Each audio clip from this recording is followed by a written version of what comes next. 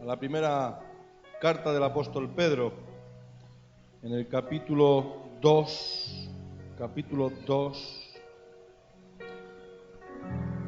versículo 18 y 19, y luego leeré otro versículo yo ahí. Si es posible, por reverencia a la palabra, hermanos, no se cansen. Voy a pedir a mi hermano Johandri que haga una oración en esta tarde y por favor presente mi vida para predicar la palabra del Señor.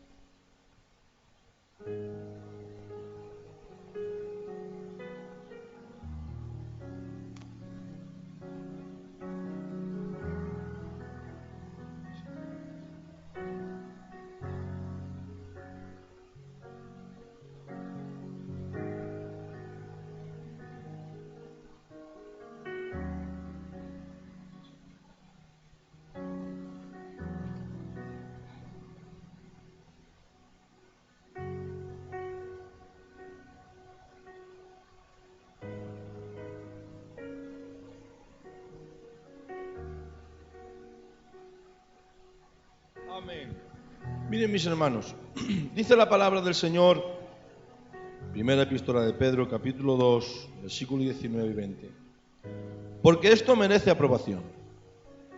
Si alguno, a causa de la conciencia delante de Dios, sufre molestias padeciendo injustamente, pues qué gloria es si pecando sois abofeteados y lo soportáis.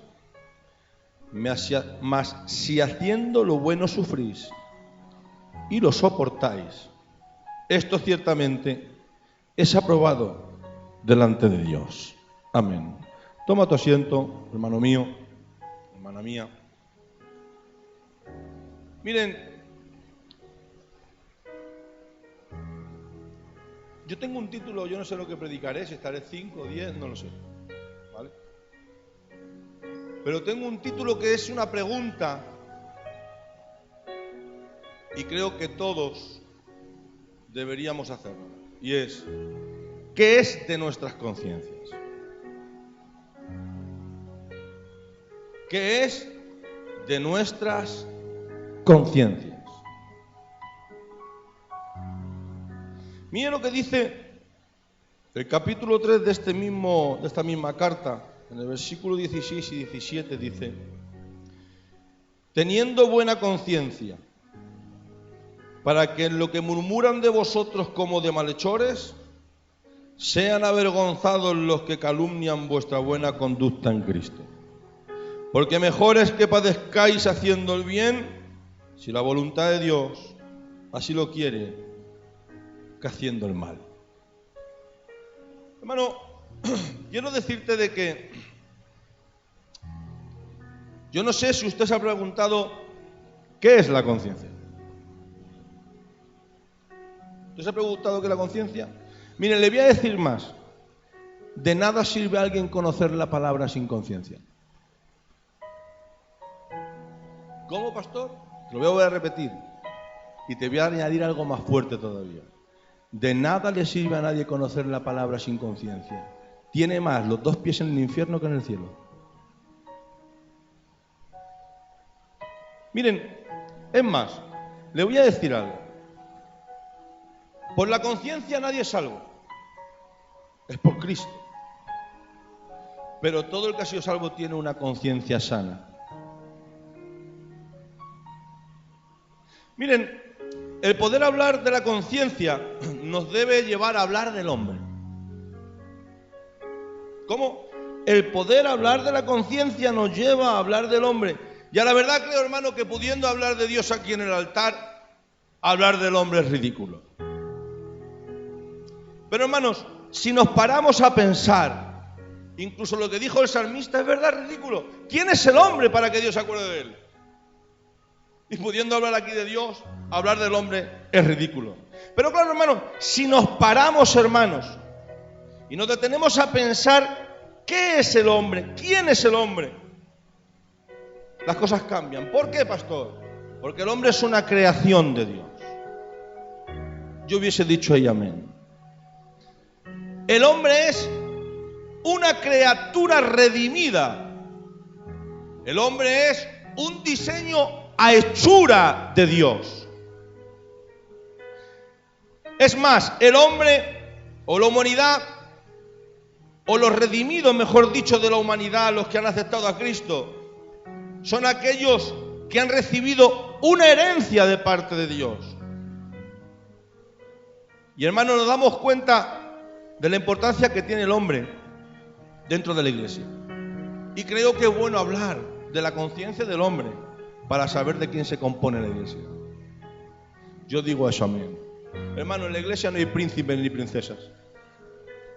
En la iglesia hay gente que se considera vil. Hermano, quien entró en la iglesia y perdió la conciencia de que es un simple pecador, es la primera evidencia, hermano, de que su conciencia no camina bien. Frase Pastor Rafael Cano: el pecador que entra por las puertas de la iglesia y pierde su conciencia y dejó de entender de que es un simple pecador, su conciencia es la primera evidencia que le da que no está bien. Porque somos pecadores, arrepentidos y redimidos por la sangre de Cristo. Amén. Miren, hay un escritor, un teólogo muy famoso que se llama Carl Henry, ¿vale? Y él escribió algo, dice: ¿quién es el hombre? Esta extraordinaria criatura cuya asombrosa conquista del espacio y del tiempo ha producido incluso diccionarios sin abreviaciones con índice de la realidad en su totalidad. Ha caído en frustración cuando se define a sí mismo. Hermano, para respondernos a la pregunta ¿quién es el hombre?, solamente la palabra da una respuesta sólida. No hay psicología, no hay filosofía, no hay ciencia, ni sabio, ni entendido, ni charlatán que pueda decir quién es el hombre. Solamente Dios, la sabiduría, plasmó en la palabra la respuesta a esta pregunta: ¿quién es el hombre? Miren, yo les voy a decir algo de lo que yo he puesto aquí. El hombre es una creación de Dios. El hombre es un diseño a imagen de Dios. El hombre es un hombre o una criatura formado a una forma ideal en la mente de Dios. El hombre es una criatura que tiene dominio dado por Dios sobre la tierra y las criaturas que lo habitan. El hombre es alguien que tiene personalidad, intelecto, emoción y voluntad como el Creador. El hombre es originalmente una criatura creada en santidad, creada en justicia y creada en una naturaleza moral perfecta. El hombre es un ser tripartito y dicótomo. Es cuerpo, alma y espíritu, y tiene dos partes, una física y otra espiritual. El hombre es el resultado de un propósito celestial y divino. El hombre es alguien creado a imagen de Dios. El hombre es creado como un alma viviente por la fuente de vida. Hermano, si usted no está contento con eso, yo quiero decirte que yo estoy que salto de alegría. No es una forma física la que Dios ha creado imagen y semejanza al hombre, porque Dios es espíritu, sino el hombre es una criatura en la cual Dios dijo: hagamos al hombre a nuestra imagen y semejanza, en el capítulo 1, versículo 26, y la hace con una orientación, con un diseño, con una meticulosidad, a imagen y semejanza suya. ¿Qué quiere decir eso? Que el hombre tiene por diseño una naturaleza moral, ética y espiritual a la semejanza de Dios, a la imagen de Dios. Hermano, esto parece sencillo, pero entender esto es entender que tú y yo tenemos puesto en nosotros la imagen moral, santa y espiritual de Dios. Hermano, esto simplemente con decirlo a mí me tiemblan las piernas predicar de esto. Hermano, ¿qué quiere decir esto? Pues bueno, hermanos, el hombre, o mejor dicho, Dios en su naturaleza es moral, ético y espiritual. El hombre fue formado a la imagen moral, personal y social de Dios. Y dentro de estos atributos, hermano, tenemos que entender que para hablar y seguir hablando del hombre, si somos a imagen y semejanza suya, Dios tiene dos clases de atributos. ¿Cuáles son estas clases de atributos? Los absolutos y los morales.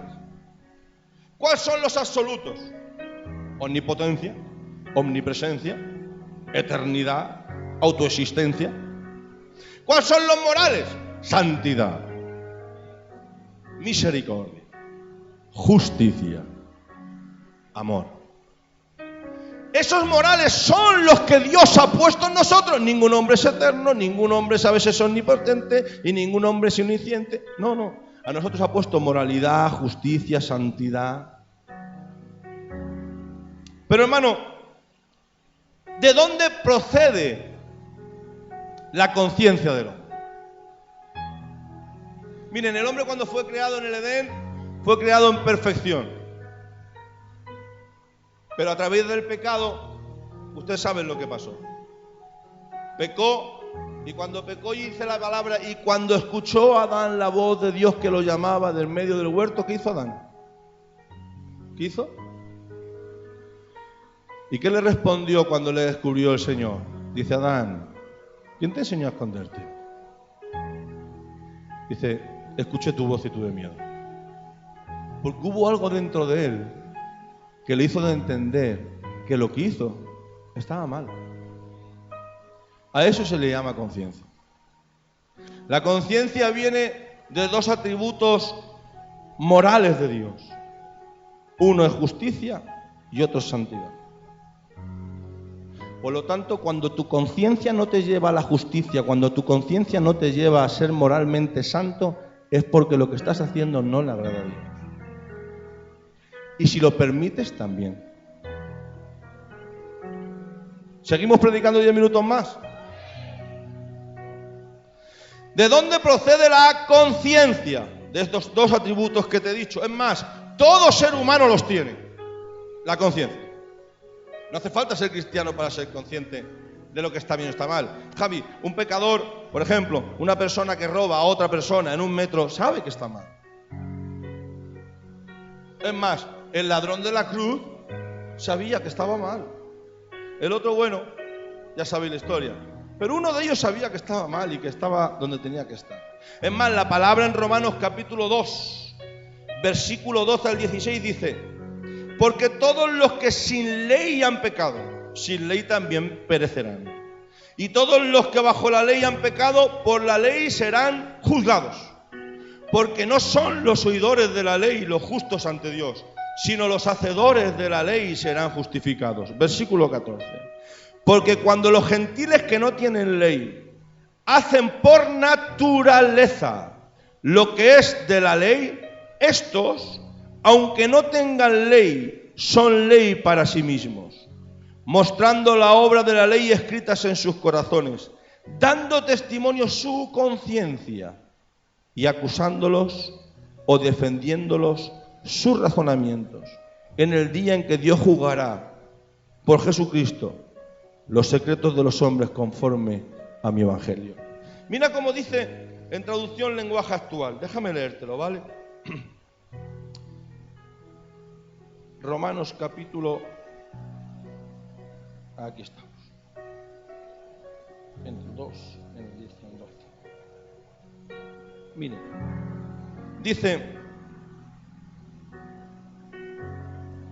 Dios acepta a los que obedecen la ley de Moisés, pero rechaza a quienes solamente la escuchan y no la obedecen. Los que conocen la ley serán juzgados de acuerdo con esa misma ley. Los que no la conocen y pecan serán castigados, aunque no conozcan esa ley. Por ejemplo, ¿Usted sabe lo que es cuando compras algo robado? Eso se llama receptación.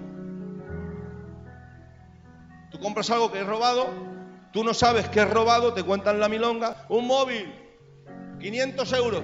Mira, es de mi sobrino, no me importa, dame 25 euros. Y en nuestra conciencia hay algo que dice, esto no cuadra. Me pasa que nosotros nos hacemos los tontos porque vemos un móvil que cuesta 500 euros en 25 euros. Y claro, eso es un delito, se llama receptación. Y cuando te pones delante de un juez y te acusan de receptación, dices, no, yo no lo robé, no sabía que era robado. Pero eso no te exime de que sea delito. ¿Entienden el concepto? Fíjate lo que dice. Dice, los que no la conocen y pecan serán castigados aunque no conozcan esa ley, porque los que no son judíos obedecen los mandamientos de la ley de Dios, aunque no la conozcan, pues ellos mismos saben qué es lo bueno y qué es lo malo. Ellos mismos lo saben. ¿Por qué? Por la conciencia. Ahora me pregunto yo, ¿cómo está la conciencia en la iglesia? ¿Qué es la conciencia? Miren, la palabra conciencia aparece 34 veces en el Nuevo Testamento. En el Antiguo Testamento casi ninguna, o ninguna. Aparecen momentos donde sí hay movimientos que la conciencia acusa a alguien. Por ejemplo, ¿ustedes se acuerdan del rey que metió a Daniel en el foso de los leones? ¿Qué le pasó? No podía dormir. ¿Por qué? Porque había algo que le decía, has hecho mal con ese hombre. Y tuvo que salir corriendo, eso fue la conciencia. Hay actos que nos dicen que la conciencia en el hombre les lleva en el Antiguo Testamento a reaccionar de cierta manera, pero en el Nuevo Testamento sale 34 veces. Y sobre todo en las cartas paulinas, en las cartas que son para la iglesia. Miren, la conciencia es la capacidad racional interna por naturaleza del hombre que da testimonio de nuestro sistema de valores.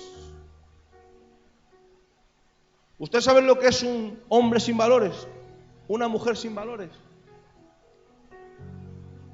Mire a la sociedad y lo verá. ¿Usted quiere ver a un hogar sin valores? Mire sus actos. ¿Cómo actúan? ¿Cómo reaccionan ante el prójimo? Y verán su conciencia, verán sus valores. Miren, ¿cómo representarles yo esto? ¿Usted se acuerda de la película de Pinocho? ¿Sí o no? ¿Qué pasaba? Que cuando iba a hacer algo que no estaba bien, venía Pepito Grillo y le decía, Pinocho, Pinocho, no hagas esto. Y era la representación de la voz de la conciencia, Pepito Grillo. También han visto la representación de cuando alguien tiene que tomar una decisión en que está bien o está mal, de repente en un hombro y en otro aparece un demonio y un ángel. El ángel le dice que no lo haga. Y el demonio dice, hazlo, hazlo. El ángel es la simbología de la conciencia. Por lo tanto, pastor, ¿dónde nos quieres llegar? Fácil, que tenemos una alarma en nosotros que nos dice qué es pecado, qué no es pecado, qué está bien, qué no está bien. ¿Por qué? Porque el Creador lo ha puesto ahí.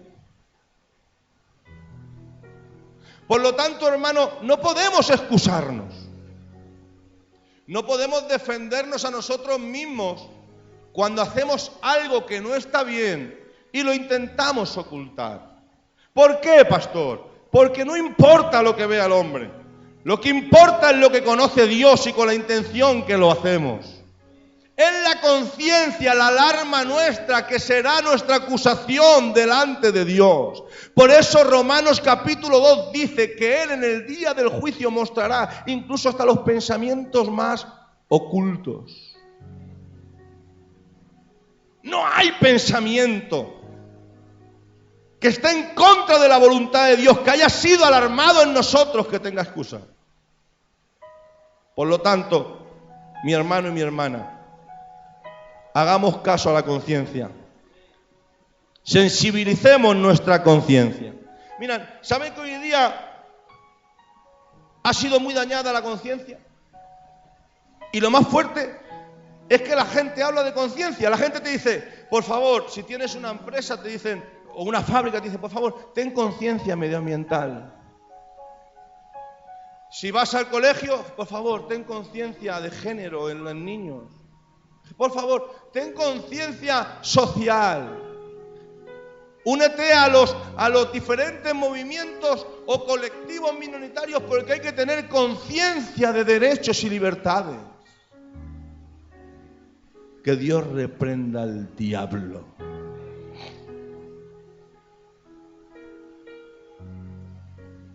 La pregunta, pastor, ¿se ha dañado mucho la conciencia en este tiempo? Muchísimo. La conciencia se puede dañar, hermanos. Y me dirás, ¿por qué, pastor, se puede dañar? ¿A usted no le ha pasado que recién de convertido? Mire, hermano, yo recién convertido, le voy a contar un detalle, ¿vale? Javi está ahí. Su padre, ¿puedo decir algo de tu padre? ¿Me das libertad? Tengo mucha confianza, ¿no? Su padre era guardia civil. ¿Lo puedo contar todo? Y no hacía las cosas muy bien. ¿Sabes lo que hacíamos? Planificábamos los robos a los narcotraficantes. Nos enterábamos de que teníamos las casas, o yo les decía cómo lo iba a hacer yo, o él me decía que hay algo, pum, y así hacíamos. El pecado, hermano, te lleva a cambiar. Pero cuando aceptas a Cristo, también sufres un cambio. Y cuando yo me convertí, yo que estaba acostumbrado a todo lo que veía en la calle era mío, porque lo que está en España de los españoles. Cuando yo me convertí, iba a llevarme un palillo de un bar y le decía al camarero, oiga, por favor, ¿puedo coger un palillo? Porque hubo algo que por la sangre de Cristo, mi conciencia se sensibilizó. Pero hermano, ¿se puede dañar la conciencia? Claro que se puede dañar la conciencia. Todos hemos recibido una conciencia sensibilizada por Cristo. Pero por el pecado, hermanos, la conciencia se puede dañar. Pastor, ¿me puedes dar un versículo? Te puedo dar muchos, pero te voy a dar solamente este. En Timoteo, en el capítulo 4, en el versículo 1 y 3, dice: pero el Espíritu dice claramente que en los posteros tiempos algunos apostatarán de la fe, escuchando a espíritus engañadores, a doctrinas de demonios, por la hipocresía de mentirosos que, teniendo cauterizada la conciencia, prohibirán casarse y mandarán abstenerse de alimentos que Dios creó para que con acción de gracias participasen de ellos los creyentes y los que han conocido la verdad. ¿Qué quiere decir esto? Que, hermanos, la conciencia se cauteriza por practicar cosas que no le agrada a Dios. Por ejemplo, el ser un engañador, el llevar doctrinas de demonios, el tener una hipocresía desacerbada. Todo eso daña nuestras conciencias. ¿Por qué? Porque hacemos cosas que hay dentro de nosotros que nos acusan, pero seguimos haciéndolas. ¿Qué es lo que sucede? Que nos lleva a que nuestra mente se insensibilice. En la palabra se dice, se cauteriza. ¿Y por qué se cauteriza nuestra conciencia? ¿Saben lo que significa la palabra cauterizar? La palabra cauterizar en el griego significa consumir, dejar insensible. ¿Se dan cuenta, hermanos? ¿Cómo tenemos que preocuparnos también de guardar nuestras conciencias? Hermano, cuando usted sabe en el versículo que dice, todo lo que no proviene de la fe, todo lo que no proviene de la fe, hermano, cuando hay algo en la conciencia que te acusa no viene de la fe. Y es pecado. Pastor, es que no viene escrito porque dice la palabra del Señor que todo me es lícito, mas no todo me conviene. Todo me es lícito, mas no todo edifica. ¿Cuándo sabemos cómo discernimos eso que es lícito y que es no? Cuando tu conciencia te acusa. Hermano, voy a hacer una pregunta. Aquí yo sé que no hay nadie que fuma, pero bueno, por si acaso hubiera alguien. ¿A quién le acusa el tabaco delante del Señor?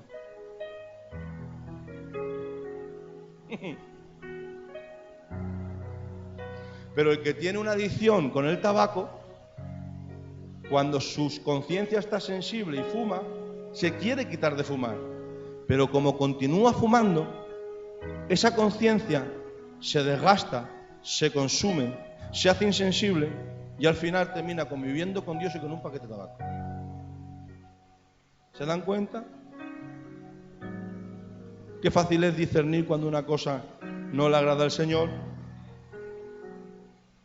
Miren, cuando el hombre peca a sabiendas que está mal, una y otra vez, eso consume la conciencia, consume su sensibilidad y al final no habrá ninguna incomodidad interna para pecar. Esa es la desgracia de desgastar, cauterizar, consumir la conciencia. Mira lo que dice Corintios 8:7. Pero no en todos hay este conocimiento, porque algunos, habituados hasta aquí a los ídolos, vuelvo a repetir, pero no en todos hay este conocimiento, porque algunos, habituados hasta aquí a los ídolos, comen como sacrificado a ídolos, y su conciencia, siendo débil, se contamina. ¿Se da cuenta cómo la práctica de algo habitualmente contamina nuestras conciencias? Es más, ¿sabes que nuestra conciencia tiene que ser un ejemplo para los hermanos en conducta? Mi conciencia me va a llevar a ser un ejemplo a los hermanos. Porque el que no tiene una conciencia conforme es Dios, dañará al hermano en su conciencia. ¿Cómo, pastor? Te lo voy a repetir. El hermano que tiene una conciencia limpia por la sangre de Cristo y la madura, la fortalece y la practica, será un ejemplo para un hermano débil en la fe, débil en la conciencia. Pero aquel que le da igual lo que vea un hermano débil en la fe, ese hermano será una piedra de tropiezo. ¿Y qué dice el Señor de las piedras de tropiezo? Ay de aquellos. No dice bienaventurado, dice ay de aquellos. Pastor, ¿dónde viene eso? En 1 Corintios capítulo 8. Mira lo que dice. Si bien la vianda no nos hace más aceptos ante Dios, pues ni porque comamos seremos más, ni porque no comamos seremos menos. Pero mirad que esta libertad vuestra no venga a ser tropezadero para los débiles. Porque si alguno te ve a ti, que tienes conocimiento, sentado a la mesa en un lugar de ídolos, la conciencia de aquel que es débil no será estimulada a comer de lo sacrificado a los ídolos. Y por el conocimiento tuyo se perderá el hermano débil por quien Cristo murió. De esta manera, pues, pecando contra los hermanos e hiriendo su débil conciencia, contra Cristo pecáis. Por lo cual, si la comida le es a mi hermano ocasión de caer, no comeré carne jamás, para no poner tropiezo a mi hermano. Creo que es clara la Biblia, ¿verdad? Por lo tanto, hermano, tenemos que sensibilizar un poquito más nuestras conciencias. En lo que vemos, en lo que escuchamos, en lo que hablamos, en lo que aconsejamos, en lo que practicamos. Porque, hermano, no sea que seamos tropezaderos y Dios un día nos juzgue por ello.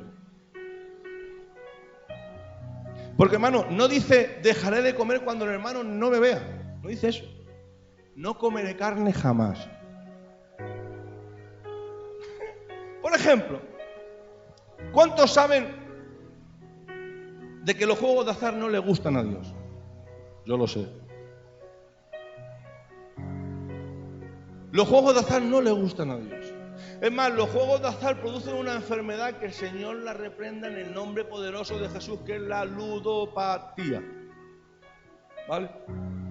Si hay una persona que viene a Cristo, se convierte y es ludópata en su origen, y se convierte a Cristo, nosotros lo que tenemos que hacer es enseñarle que al Señor no le agradan los juegos de azar y nosotros abstenernos de jugar. Pero si nosotros llegamos y le decimos, vamos a jugar un póker, que no pasa nada, que estamos entre hermanos. Problema de conciencia nuestro. Y creamos un problema en la conciencia del hermano. Y así te podía poner muchos ejemplos. Por lo tanto, hermano, necesitamos que tener una conciencia sensibilizada.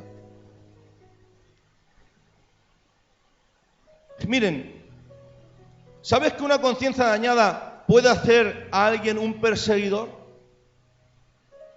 Escuchen, alguien que tiene una conciencia dañada se puede convertir en un perseguidor. Todas las cosas son puras para los puros, mas para los corrompidos e incrédulos nada les es puro, pues hasta su mente y su conciencia están corrompidas. Pastor, ¿cómo es esto de que puede ser una persona corrompida en la conciencia puede ser un perseguidor? Miren, hermano, cuando alguien tiene una conciencia que no es adecuada delante del Señor, en el momento que alguien de la fe con una conciencia sensible para agradar al Señor le muestra lo contrario de lo que él hace, él nunca se caerá del borrico. Te acusará a ti, ¿qué santo eres? ¿No tenemos alas? ¿Quién no peca? ¿Quién no hace esto? ¿Quién no hace lo otro? Eres un extremista. El pastor es un santurrón, el hermano, la hermana, el fulano. ¿Se dan cuenta?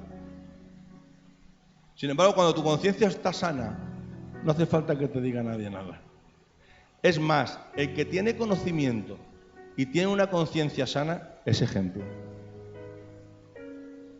Mire lo que produce la conciencia cuando Cristo quiere turbarlas. Y con esto acabo. Resulta de que la ley, el conocimiento de la ley dice que alguien que adultera tiene que ser muerto y apedreado. Ahora encuentran a unas personas en tal acto y cogen a aquellos a la mujer y la llevan para tentar a Jesús, la llevan y le dicen, ella fue sorprendida en el mismo acto, tiene que morir apedreada. Y ahora Jesús, sin responderle, ellos le siguen incitando. Porque quien tiene la conciencia dañada tiene peligro. Tiene mucho peligro. ¿Y sabe lo que hace Jesús? Se agacha y empieza a escribir. Y dice la Biblia, y todos, desde los ancianos hasta los jóvenes, soltaron las piedras y se marcharon. ¿Sabes por qué? Porque sus conciencias les acusaban. Dice textualmente la palabra. Hermano, la conciencia lo que hace es que dejemos aquello que no agrada a Dios, que dejemos aquello que no va en la voluntad del Señor. Y si tenemos conocimiento de la palabra, nos enseñará aquello que estamos obrando mal, conforme a la palabra que Dios nos ha dado para vivir por ella. Miren, hay un texto, creo que es en Hebreos 13:9, creo que es.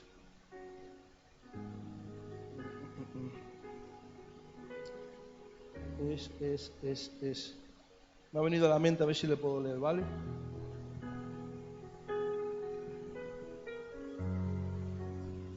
Espérate, si tengo ahí. Te lo digo en 0, 13 y 18. Dice, Hebreos 13, 17 al 19, dice, obedeced a vuestros pastores y sujetaos a ellos, porque ellos velan por vuestras almas como quienes han de dar cuenta, para que lo que hagan con alegría y no quejándose, porque esto no os es provechoso. Orad por nosotros, pues confiamos en que tenemos buena conciencia, deseando conducirnos bien en todo. Y más os ruego que hagáis así, para que yo os sea restituido más pronto. ¿Qué os quiero decir con esto? Hermano, hay que tener una buena conciencia. Cuando yo hago las cosas bien en el Señor, la conciencia no me acusa. Cuando yo hago las cosas bien en el Señor, mi conciencia me lleva a saber de que estoy haciendo las cosas bien. Cuando yo tengo una conciencia sana, sé que camino fuera de este lugar agradando al Señor. Pero cuando tengo una conciencia que digo, bueno, no pasa nada. ¿Qué es de nuestras conciencias? ¿Qué es de nuestras conciencias? Hermano, nuestra conciencia ha sido lavada por la sangre de Cristo. vivamos por ella. Porque es un atributo, un medio. Miren, hermanos, el medio que Dios nos ha puesto con la conciencia es un método que nos da facilidad a los que entendemos qué es la voluntad del Señor. Y es a través de esa conciencia saber que cuando tengo que decir algo, hago, Pepito Grillo, ¿qué me dices? No lo digas, no lo digas. Cuando voy a ver algo, Pepito Grillo, ¿qué dices? No lo veas, no lo veo. Cuando no tengo tiempo de intimidad con Dios, Pepito Grillo, ¿estoy haciendo bien? No, tienes que orar. Cuando no leo la Biblia, ni la abro, ni la descargo en una aplicación, Pepito Grillo, tienes que leer. Es que voy a mentir. No, no mientas, no miento. Porque, hermanos, te digo una cosa, la conciencia nos lleva, Robert, por desgracia, o por suerte, para nosotros por suerte, a ser perseguidos por cosas que son mentiras. Nos lleva a que la vida se nos haga un poquito más cuesta arriba. Pero es que el Evangelio no ha venido a hacernos las cosas fáciles. El Evangelio ha venido a mostrarnos el camino a la eternidad, el camino en el Señor, el poder tener la certeza de que el Señor va a formar en nosotros la estatura, la medida, el carácter, la personalidad, la identidad de la mente de Cristo y de la persona de Cristo a través de nosotros. Eso es lo que hace la conciencia. Así que, hermano, yo te animo a que si haces cosas que la conciencia no te acusa, a que si vives de una manera que la conciencia no te acusa, a que si permites cosas a tu alrededor que tu conciencia no te acusa, ponte a orar y pídele al Señor que sensibilice tu conciencia, que sensibilice nuestra conciencia, que sensibilice la conciencia de la Iglesia. Amén. ¿Cuántos pueden dar un aplauso al Señor, que Él es merecedor de todo aplauso y toda adoración?